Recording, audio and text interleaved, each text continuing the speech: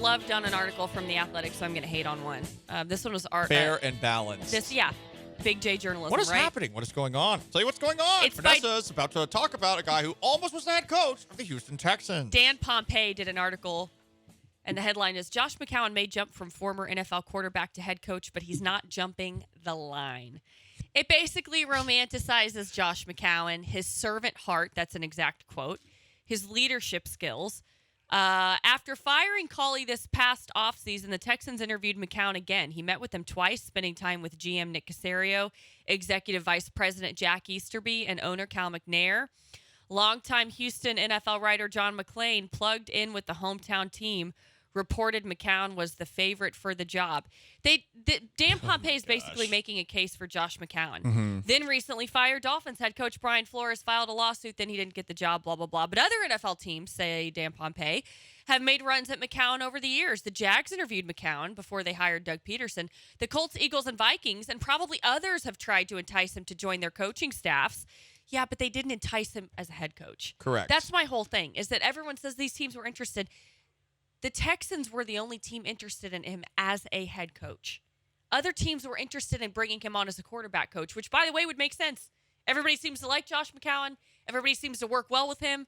But my issue is always and forever that he was going to be hired to be a head coach with no coaching experience. That would have been awful. Do you believe in the idea of there being a line for career opportunities? No, because I've skipped the line in a lot of regards.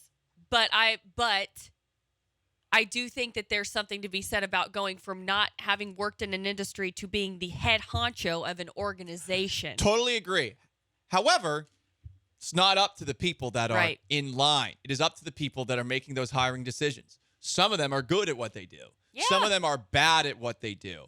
And it does constantly become a conversation about race when we talk about head coaches being hired in the NFL. Mainly because there are some guys out there who suck, and you think to yourself, wait, in a league that's predominantly black, we can't find an ex-player who's better than this.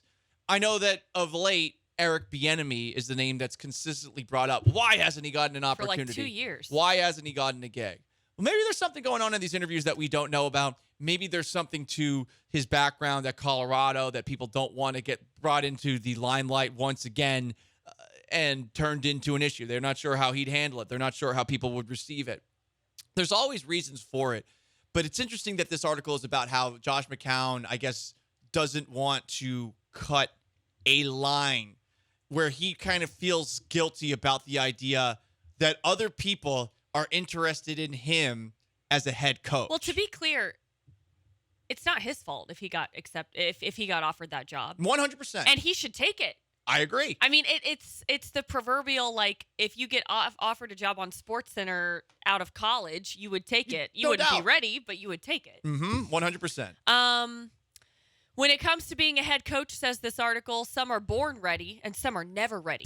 There aren't many in between. But McCown is not angling to be a head coach next year. He says he'd be receptive to any NFL job. Quote, I'll clean toilets if it's the best thing for the organization. He says it's about bringing value to a team. So no team is – so What'd you teams say? are lining up to give him a job. Right. He's willing to clean toilets, but he still just does not have an NFL job. This is the most romanticized, and it's somebody, by the way, I have respect for, Josh McCown, but this is too much. Also, some people are born ready, some people are never ready, and then we just never revisit, like, so which one's Josh McCown? And there's no in between. Actually, I would argue the majority are in between. Yeah.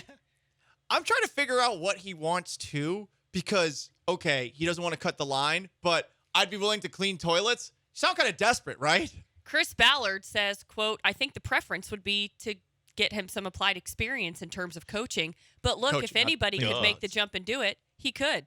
If he was successful doing it, I wouldn't say that's a shock. Josh is a really special guy. Chris Ballard, baby, what are you doing?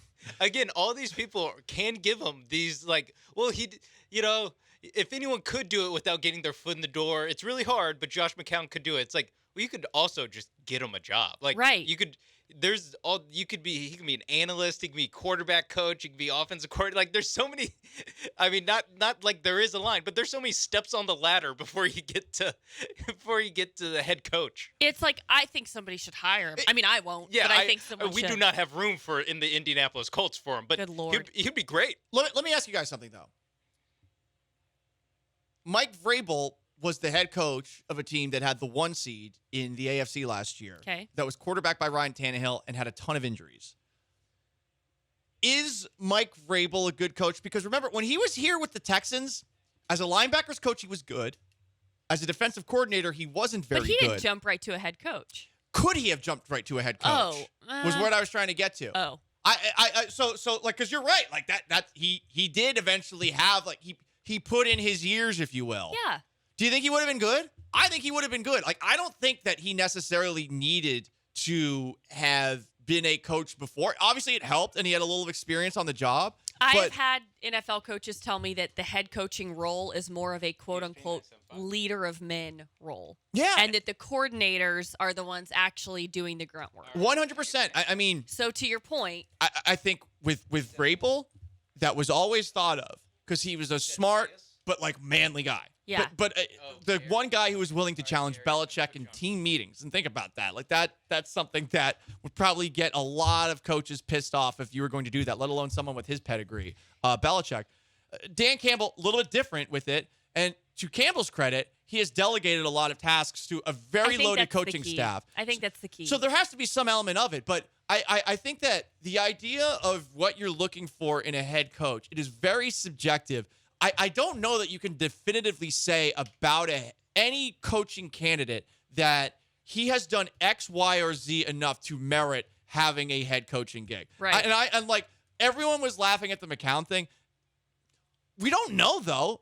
I mean, if everyone in locker rooms likes him, and if he is so highly thought of around the league, someone's going to hire him. We're going to figure it out.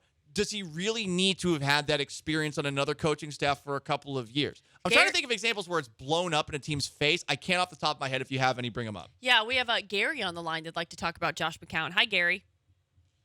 Hey, how's it going? Hey. I just want to say, only for the Texans, like, the McCown thing was just absolutely, like, it's just absolutely ridiculous. I mean, to Paul's point, I mean, yeah, maybe he works out, maybe he doesn't. Like, we don't know.